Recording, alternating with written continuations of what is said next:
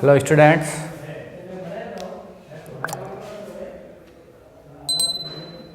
अध्याय 2 कक्षा 12 भूगोल, विश्व की प्रमुख जनजातियाँ।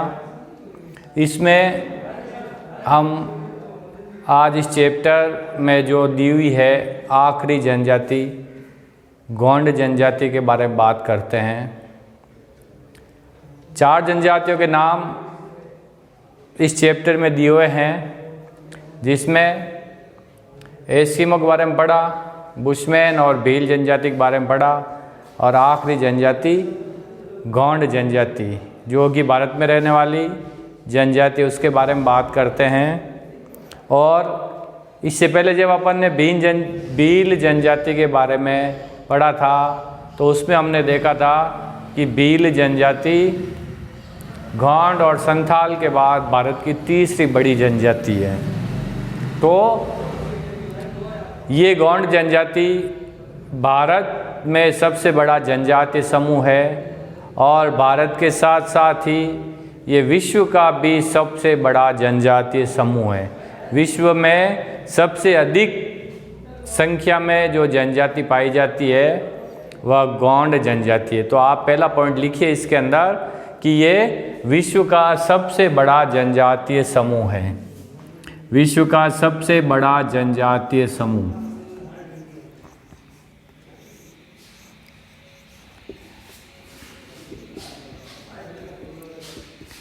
विश्व का सबसे बड़ा जनजातीय समूह है ये। और हम देखते हैं कि ये गोंड शब्द जो है वो या गोंड जनजाति ये कहाँ रहती है? ये भारतीय प्रायद्वीप में निवास करती है। भारतीय प्रायद्वीप में कौन कौन से क्षेत्र आते हैं वो हम नक्शे के अंदर देखेंगे अभी। भारतीय प्रायद्वीप में निवास करने वाली जनजाति।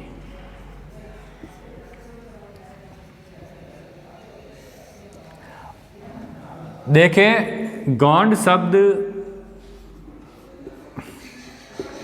की उत्पत्ति जो है वो एक शब्द द्रविड़ियन भाषा समूह का एक शब्द है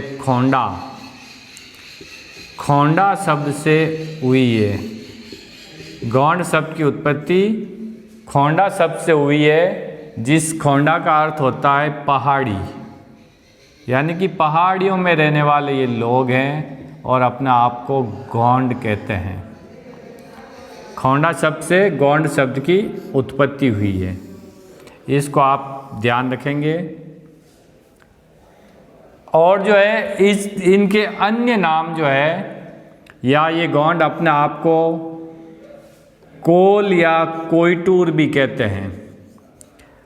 अन्य नाम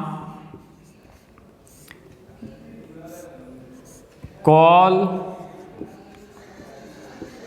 या कोयटूर,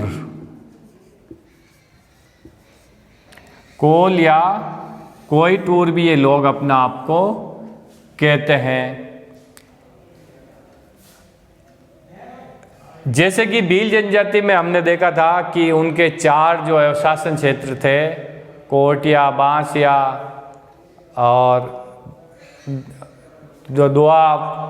तो उसी तरह से गोंड जनजाति के भी जो है वो 4 प्राचीन समय में 4 शासन क्षेत्र थे। भारत के अलग अलग क्षेत्रों के अंदर ये गोंड जनजाति निवास करती थी। तो इनके जो शासन क्षेत्र थे प्राचीन समय में, उनके 4 शासन क्षेत्रों के नाम अपन देखते हैं कि ये लोग कहाँ पर शासन करते थे। प्राचीन समय गोंडवाना जो क्षेत्र है वो कौन कौन सा था? तो 4 शासन क्षेत्र है इनके। एक है गढ़मांडला गोंडवाना क्षेत्र, गोंडवाना क्षेत्र के जो है वो 4 क्षेत्र थे। तो आप देखिए कौन कौन से थे। एक तो था गढ़मांडला,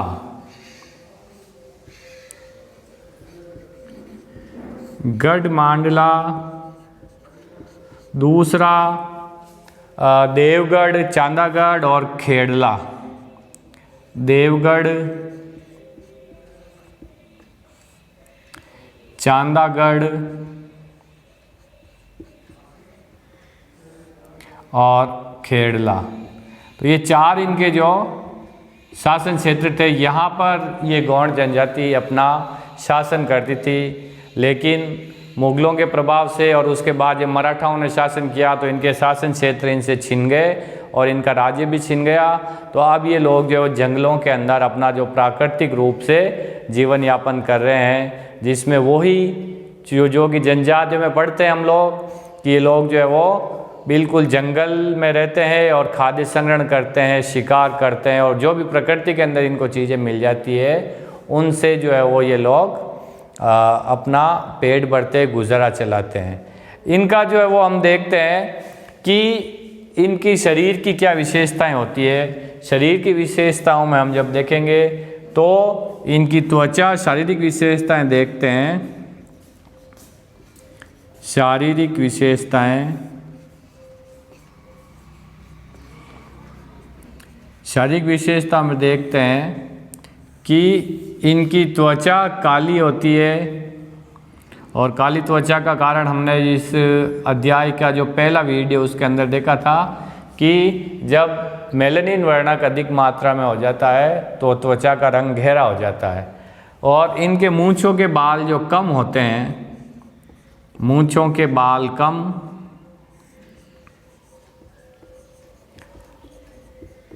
और नाक चौड़ी होती है। तो ये कुछ शारीरिक विशेषताएं गौंड जनजाति की।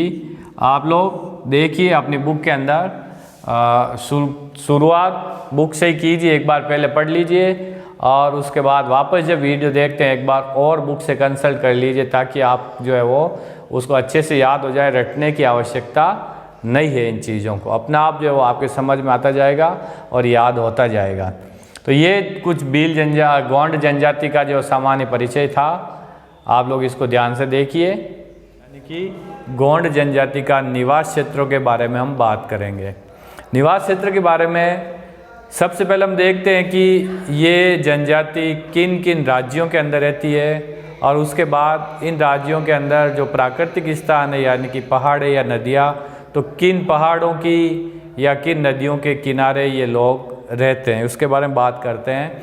सबसे पहले हम देखते हैं कि राज्यों में, राज्य के हिसाब से अगर देखें, भारत का जो नक्शा ये आपके सामने है, ये देखिए यहाँ पर ये जो क्षेत्र है, इस क्षेत्र में गौंड जनजाति निवास करती है। तो यहाँ पर जो है वह राज्य आते हैं मध्य प्रदेश, छत्तीसगढ़, झारखंड, इसके अलावा महाराष्ट्र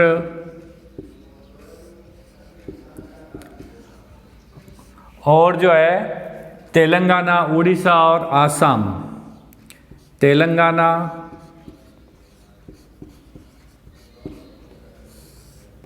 उड़ीसा,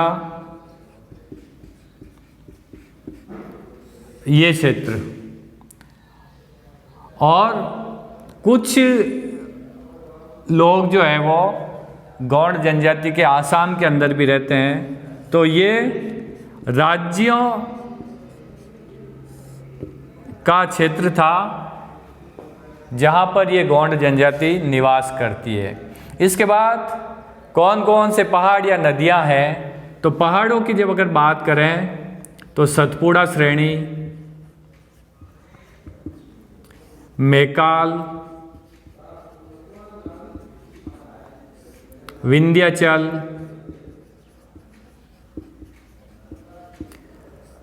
और जो है गडजात,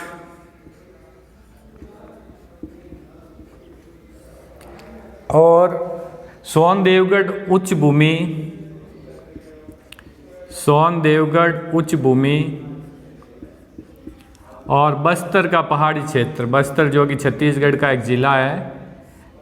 यहाँ पर ये जो पहाड़ियाँ हैं, यहाँ पर गौंड जनजाति निवास करती है। और यहाँ पर नदियाँ जो है वो आप देखेंगे कि ज़्यादातर नदियाँ इसी भाग से निकलती है। तो नर्मदा है, ताप्ती है, महानदी है, नर्मदा, ताप्ती, महानदी, सोन और गोदावरी। सोन और गोदावरी, इन नदियों के किनारे या इन पहाड़ों के अंचल के अंदर ये गोंड जनजाति निवास करती है।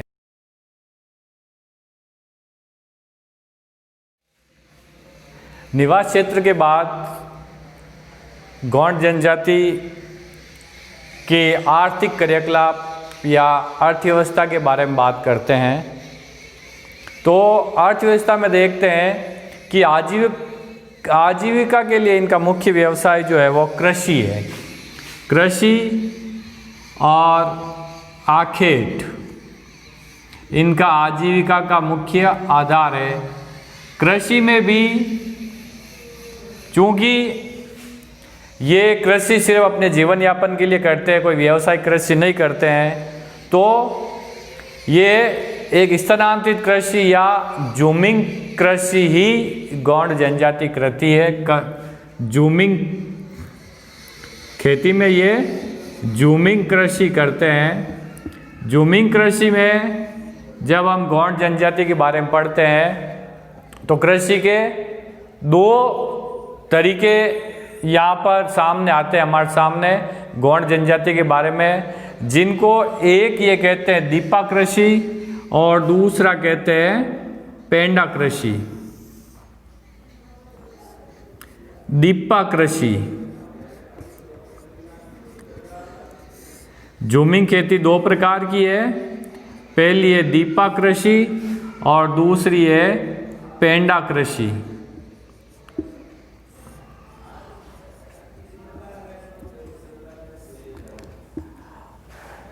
ये दीपा कृषि एक तरह से स्थानांतरित कृषि है, जिसमें ये लोग 2 से 3 साल के लिए एक जगह पर खेती करते हैं, जिसमें अपनी ज़मीन का चुनाव करते हैं और वहाँ पर जो भी खरपतवार, झाड़ियाँ और जो पेड़ पौधे होते हैं वहाँ की वनस्पति को ये लोग जलाते हैं और उसकी राख को कृषि के रूप में राख को खाद के रूप में काम में लेते हैं और जो है वहाँ पर फिर बीज का छिड़काव करते हैं और 2 से 3 साल के लिए वहाँ पर खेती होती है। तो ये एक स्थानांतरित कृषि है जिसे दीपा कृषि कहते हैं। स्थानांतरित कृषि का प्रकार है और ये 2 से 3 साल के लिए की जाती है। वहाँ पर बीज छिड़केंगे ज़मीन को साफ करके, और जब ज़मीन का उपजाऊपन ख़त्म हो जाता है तो फिर वहाँ से किसी अन्य जगह की तलाश में निकल जाते हैं। तो ये एक जूमिंग कृषि का प्रकार है दीपा कृषि। पेंडा कृषि में, जो कि छत्तीसगढ़ के बस्तर जिले के अंदर मुख्य रूप से की जाती है। बस्तर में वहाँ पर जो पहाड़ी बाग है, तो पहाड़ी बाग में वहाँ पर सीढ़ी नुमा खेत बनाए जाते हैं और इस सीढ़ी नुमा खेत में कटाव को रोकने के लिए यहाँ पर नीचे लकड़ी के लट्ठे लगा दिए जाते हैं, तो और फिर यहाँ पर खेती होती है सीढ़ी नुमा खेत। तो गोंड जनजाति द्वारा जो सीढ़ी नुमा खेत बनाए जाते हैं बस्तर जिले में, और उस सीढ़ी नुमा खेतों में जो कृषि होती है वह पेंडा कृषि कहलाती है। तो आपको ये नाम याद रखने, दीपा कृषि, पेंडा कृषि गोंड जनजाति संबंधित है, और भील जनजाति संबंधित कृषि के 2 प्रकार थे, दजिया और चिमाता। और एक दूसरा और शब्द अपन ने पढ़ा था दापा, भील जनजाति में। तो दापा और दीपा में कंफ्यूज नहीं होना है। दापा जो है वह होता है कि भील जनजाति द्वारा जो कन्या मूल्य चुकाया जाता है वह दापा कहलाता है। वर जो है कन्या मूल्य चुकाकर एक कन्या से शादी करता है वह दापा कहलाता है, और दीपा जो है वो गोंड जनजाति में स्थानांतरित कृषि का प्रकार है। और उसके बाद पशुपालन भी गोंड जनजाति द्वारा किया जाता है। आखेट और कृषि के अलावा ये लोग पशुपालन भी करते हैं। पशुपालन के लिए इनमें कुछ विशेष जातियाँ या विशेष वर्ग होते हैं। गोंड जनजाति में विशेष वर्ग है, वर्ग विशेष जो कि पशुपालन का कार्य करते हैं, जिसमें होता है रावत वर्ग।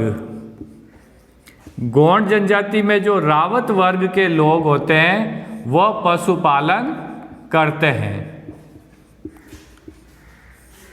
रावत वर्ग द्वारा पशुपालन का कार्य किया जाता है और मछली पालन भी होता है या मछली पकड़ना। मछली पकड़ने के लिए गौंड जनजाति के अंदर ही कुछ अलग वर्ग है जिनको कहते हैं कुरुख, केवट या धीवर वर्ग। कुरुख, केवट या धीवर, इस वर्ग के जो लोग हैं वह मछली पकड़ने का कार्य करते हैं। उसके बाद भोजन की बात करते हैं। गौंड जनजाति में भोजन किस तरह का है। भील जनजाति में अपन देखा था कि ये लोग जो मक्का विशेष रूप से खाते हैं और जो है वो छाछ की बनी हुई राबड़ी का भी सेवन करते हैं। तो गौंड जनजाति में एक भोजन का नाम आता है कोदू व कुटकी। कोदू व कुटकी, जो कि एक बहुत ही पौष्टिक भोज्य पदार्थ है। कोदू व कुटकी का भोजन के रूप में गौंड जनजाति सेवन करती है।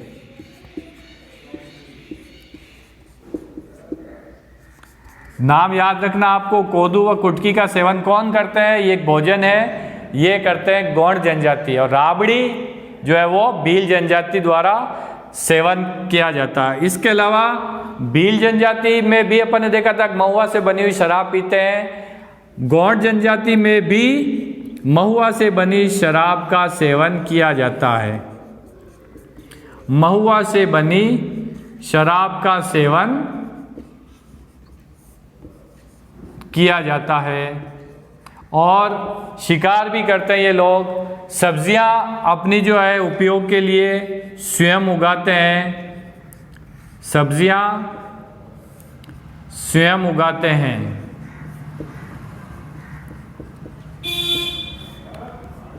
तो ये उनका कुछ आर्थिक क्रियाकलाप थे। मुख्य व्यवसाय कृषि होता है और आखेट भी करते हैं। और कृषि में दो तरह की कृषि होती है, झूमिंग कृषि जिसमें दीपा और पेंडा कृषि होती है। दीपा में ये जमीन का कुछ समय के लिए उपयोग करते हैं और फिर उसके बाद उसको छोड़ देते हैं। पेंडा कृषि बस्तर जिले में की जाती है जिसमें ये सीढ़ीनुमा खेत बनाकर वहाँ पर खेती करते हैं और मिट्टी का कटाव को रोकने के लिए वहाँ पर लकड़ी के जो है वो पट्टे नीचे बिछाए जाते हैं। उसके बाद रावत वर्ग पशुपालन का कार्य करते हैं। कुरुख, केवट और धीवर वर्ग जो मछली पकड़ने का कार्य करते हैं। मुख्य भोजन इनका कोदू व कुटकी होता है। महुआ से बनी हुई शराब का सेवन करते हैं और सब्जियां स्वयं उगाते हैं।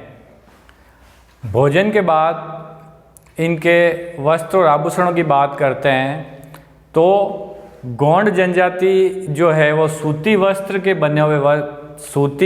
बने हुए वस्त्र पहनती है, जिसमें पुरुषों द्वारा धोती पहनी जाती है और महिलाएं जो है वो साड़ी पहनती है। सूती वस्त्र की बनी हुई धोती और साड़ी यहाँ पर पहनी जाती है। महिलाएं जो है वो चांदी और एल्यूमिनियम के बने हुए आभूषण पहनती है और इसके अलावा कांच की रंगीन चूड़ियाँ और गले के अंदर जो है वो मनकों और कौड़ियों से बने हुए हार गौंड जनजाति की महिलाओं द्वारा पहने जाते हैं। और जो है महिलाएं अपने शरीर पर टैटू बनवाती है। टैटू आजकल आप देखते हैं बहुत ही ज़्यादा एक फैशन के रूप में जो है वो हर एक लोग बनवाने लगे हैं, लेकिन ये जो हमेशा से गौंड जनजाति की महिलाओं द्वारा हमेशा से बनवाए जाते हैं। तो यहाँ पर आप देखेंगे कि महिलाएं शरीर पर गोदना गुदवाती है या टैटू बनवाती है। इसके बाद हम गौंड जनजाति के निवास गृह के बारे में बात करते हैं कि इनके मकान कैसे होते हैं। जब हमने एस्किमो की बात की थी वहाँ पर भी देखा था इनके मकान कैसे होते हैं। भील जनजाति में भी टापरा और कू के बारे में बात की थी और जो है वो बुशमैन जनजाति में भी उनके मकान जो है वो वेर्फ कहलाते हैं, छोटी 7 या 8 घरों की बस्ती। तो यहाँ पर भी हम गौंड जनजाति के निवास गृह के बारे में भी बात करेंगे। तो इनके जो निवास गृह है वो घास फूस या मिट्टी से बने होते हैं। निवास गृह घास फूस, ये कच्चे मकान ही बनाते हैं, तो घास फूस या मिट्टी के बने हुए इनके घर होते हैं। और जो 7, 8 या 10, 12 घरों की बस्ती जो है वह छोटा गांव होता है, और उस छोटे गांव को नगला या पल्ली कहते हैं। नंगला या पल्ली नाम याद रखेंगे आप। नंगला या पल्ली क्या होता है? गोंड जनजाति के जो छोटे गांव है वह नंगला या पल्ली कहलाते हैं। छोटे गांव गोंड जनजाति के वो नगला या पल्ली कहलाते हैं। और भील जनजाति के छोटे गांव क्या कहलाते थे? फला। और बड़े गांव भील जनजाति के क्या कहलाते हैं? पाल। और पाल का मुखिया क्या कहलाता है? गमेती। ये शब्द आपको याद रखने हैं। तो ये गोंड जनजाति के छोटे गांव नंगला या पल्ली कहलाते हैं। और ये जब भी मकान बनाते हैं तो मकान बनाने से पहले ये शगुन निकालते हैं, और फिर वहाँ पर मुर्गे या बत्तख की जो बलि दी जाती है। तो मकान बनाने से पहले शगुन निकालते हैं। मकान बनाने से पहले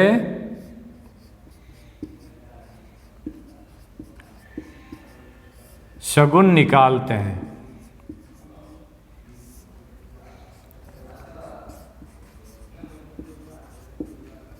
और फिर वहाँ पर जो है मुर्गे या बत्तख की बलि दी जाती है।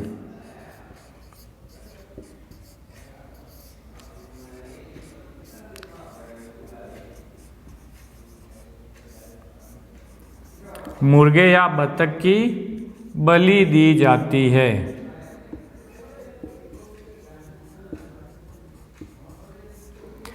तो ये था निवास गृह के बारे में।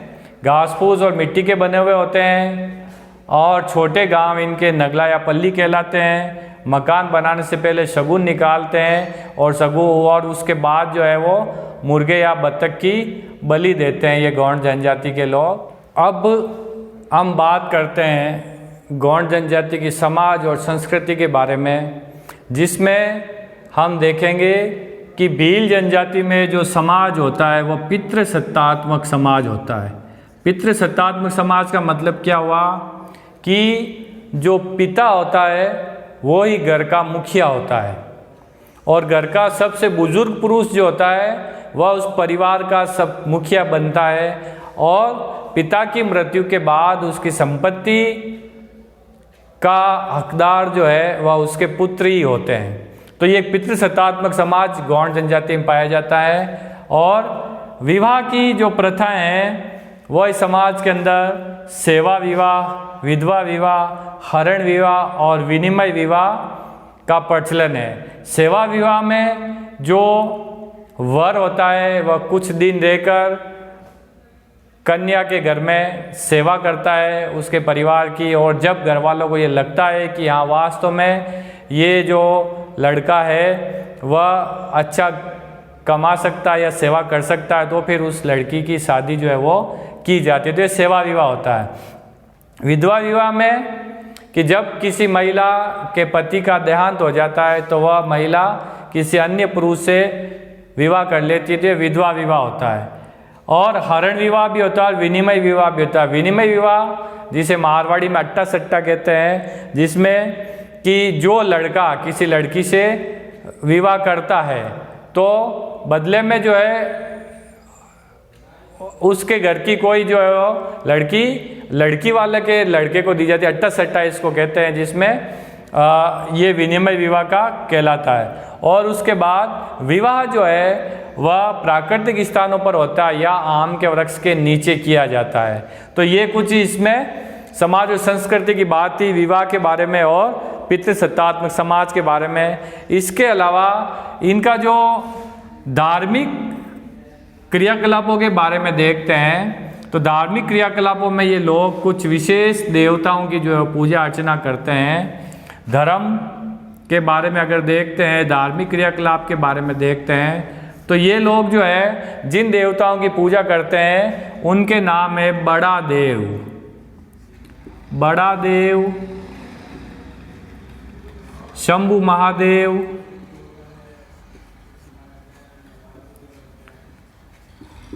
परसापेन,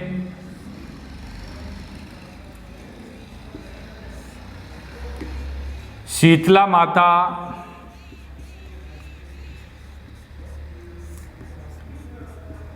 तो इन देवी या देवताओं की जो है ये लोग पूजा करते हैं। इसके अलावा छोटी माता,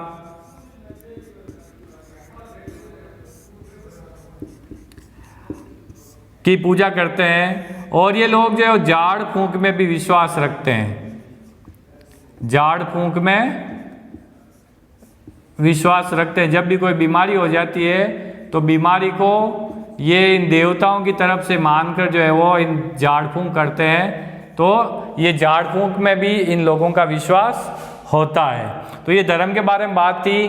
अब हम देखते हैं इस समाज में कुछ जो है वो कुछ खास शब्द है, उन शब्दों के बारे में देखते हैं। तो सबसे पहले हम देखते हैं कि जो पटेल या मुखादम क्या होता है। पटेल या मुखादम,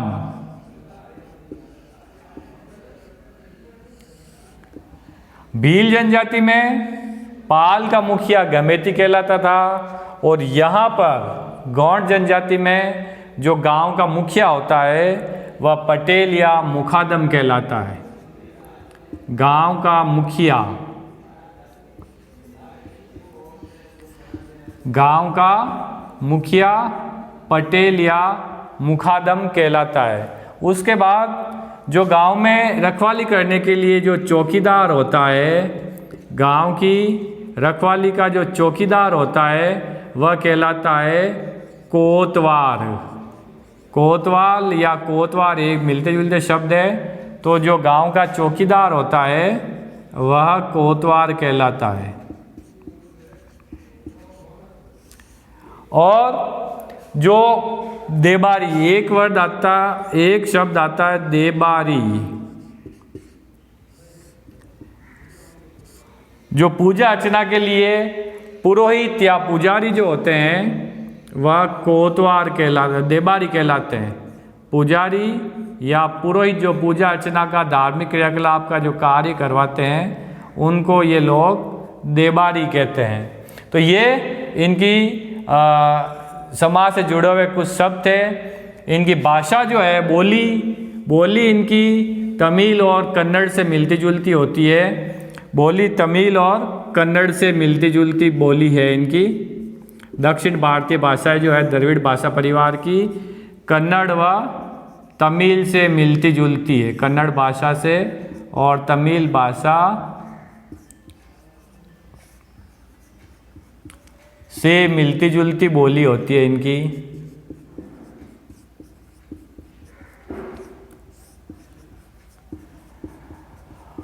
उसके बाद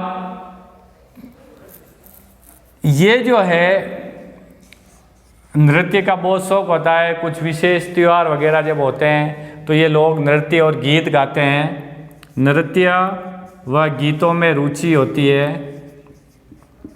और पूर्णिमा को जो है महिलाएं और पुरुष साथ में मिलकर नृत्य करते हैं।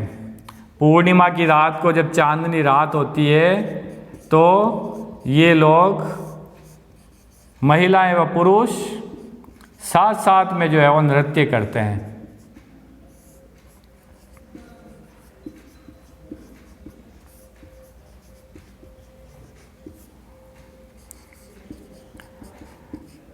और देखते हैं कि इनकी एक जाति विशेष होती है जिसे ये कहते हैं धूलिया। केवट वर्ग मछली पकड़ने में रावत वर्ग पशुपालन कार्य करने में, और जो धूलिया जो होता है ये इनके गायन वाली जाति है। गायन या गीत गाने वाली जो जाति है यह धूलिया कहलाती है। गौड़ जनजाति में जो गीत वगैरह गाती है, संगीत विशेष से संबंधित है धूलिया। तो आप लोग ये शब्द याद रखेंगे। धूलिया किस जनजाति संबंधित है? गौड़ जनजाति में जो गायन वाली जाति है वह धूलिया कहलाती है। अब लास्ट टॉपिक इस चैप्टर का पढ़ते हैं, आधुनिक संस्कृति से संपर्क। हजारों वर्षों से ये प्राकृतिक रूप से अपना जीवन जी रहे हैं, लेकिन जो जो संस्कृति का विकास हो रहा है तो गौड़ जनजाति भी आधुनिक सभ्यता के संपर्क में, आधुनिक संस्कृति संपर्क में आई है। तो ये लोग जो है और आधुनिक संस्कृति के संपर्क में आकर अपना जीवन बदल रहे हैं।